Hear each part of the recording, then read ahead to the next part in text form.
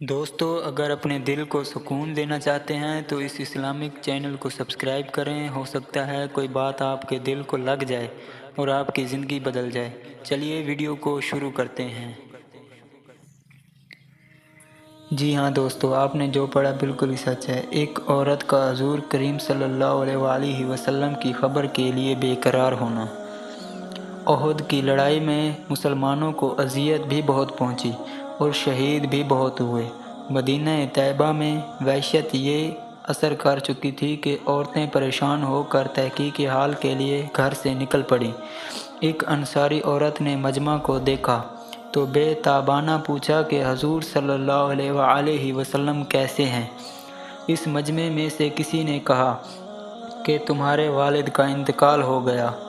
انہوں نے انا للہ پڑھی اور پھر بے قراری سے حضور صلی اللہ علیہ وآلہ وسلم کی خیریت دریافت کی۔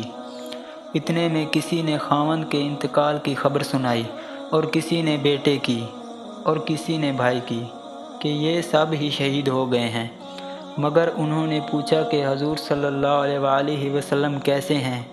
لوگوں نے جواب دیا کہ حضور صلی اللہ علیہ وآلہ وسلم باخیریت ہیں، تشریف لا رہے ہیں۔ اس سے اطمینان نہ ہوا، کہنے لگیں کہ مجھے بتا دو کہاں ہیں؟ لوگوں نے اشارہ کر کے بتایا کہ اس مجمع میں ہیں۔ یہ دوڑی ہوئی گئیں اور اپنی آنکھ کو حضور صلی اللہ علیہ وآلہ وسلم کی زیارت سے ٹھنڈا کر کے عرض کیا، یا رسول اللہ کی قسم، زیارت ہو جانے کے بعد ہر مصیبت ہلکی ہو جاتی ہے۔ ایک روایت میں ہے کہ حضور صلی اللہ علیہ وآلہ وسلم کا کپڑا پکڑ کر عرض کیا کہ یا رسول اللہ، میرے ماں باپ آپ پر قربان جائیں۔